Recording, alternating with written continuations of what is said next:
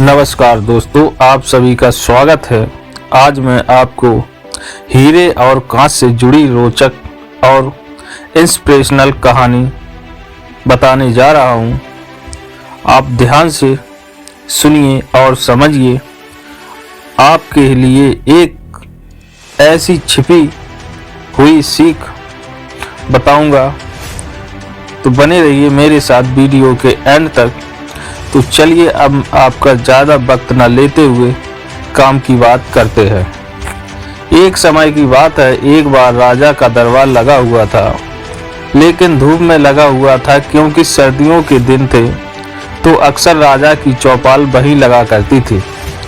राजा लोगों की अपील सुन रहा था और सब कुछ ठीक ठाक चल रहा था, लेकिन भीड़ में से एक आदमी खड़ा होता है और वह बोलता है कि उसको राजा से मिलना है। उसके पास 2 हीरे हैं और उनमें से एक असली है और दूसरा नकली है, तो मैं राजा से पूछना चाहता हूँ।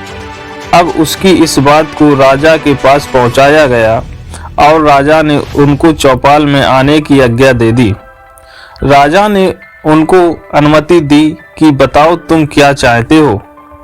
उसने कहा, मेरे पास 2 हीरे हैं, एक असली है और एक नकली है, लेकिन आज दिन तक कोई इनकी परख नहीं कर पाया।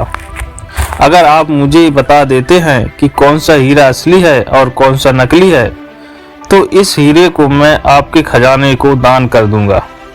लेकिन अगर आप नहीं बता पाए तो आपको इस हीरे की कीमत मुझे चुकानी होगी। राजा ने यह स्वीकार किया और ये प्रक्रिया शुरू हुई। सब अपना अपना दिमाग लगा रहे थे, लेकिन हिम्मत कोई भी नहीं कर पा रहा था, क्योंकि सबको डर था कहीं राजा ये शर्त हार गए तो क्या पता हार का ठीकरा हमारे माथे पर मर दिया जाए। तो कोई आगे नहीं आया। आखिरकार राजा ने ही बता दिया कि मैं उसको बता पाने में असमर्थ हूँ, लेकिन परंतु एक घटना घटी। भीड़ में से एक अंधे बुजुर्ग खड़े हुए और बोले कि अगर मुझे मौका दिया जाए तो मैं बता सकता हूँ कि असली हीरा कौन सा है और नकली हीरा कौन सा है।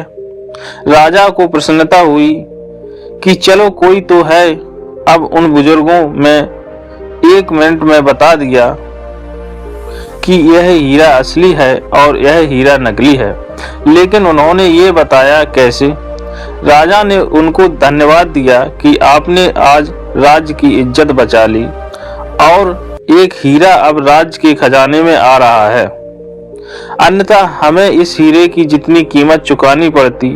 हीरे को महल में ले जाने की तैयारी हुई, लेकिन उससे पहले राजा ने उन बुजुर्ग से निवेदन किया और पूछा कि आप ये बताइए कि आपने इस हीरे को पहचाना कैसे, जबकि आप तो देख पाने में सक्षम नहीं है। और जो देख पाने में सक्षम थे वो जवाब नहीं दे पाए। अब बुजुर्ग की बात ध्यान से सुनना। उन्होंने कहा कि ये पता लगा पाना आसान था, क्योंकि जो असली हीरा था वो ठंडा था और नकली हीरा गर्म था। धूप की वजह से जो हीरा गर्म हो गया, मतलब वो कांच से बना हुआ था, और जो असली हीरा था वो धूप में भी शांत रहा, यानी ठंडा रहा। यही तो खासियत है हीरे की। दोस्तों, हम भी तो कभी कभी इतने गर्म हो जाते हैं कि हमारे रिश्ते खराब हो जाते हैं, लेकिन हमें हीरे जैसा स्वभाव रखना चाहिए। परिस्थितियां चाहे कैसी भी हो, अगर हम ठंडे रहेंगे तो इससे हमारा ही फायदा है। कुल मिला के बात यही है, हीरा बनिए कांच नहीं। आपको यह कहानी कैसी लगी तो जरूर बताएं, और इससे आप पर क्या प्रभाव पड़ा। अगर आपको यह कहानी ज़्यादा अच्छी लगी हो तो अपने दोस्तों के साथ शेयर जरूर करें और हमें कमेंट करके जरूर बताएं, और हमारे चैनल पर नए हो सब्सक्राइब करें।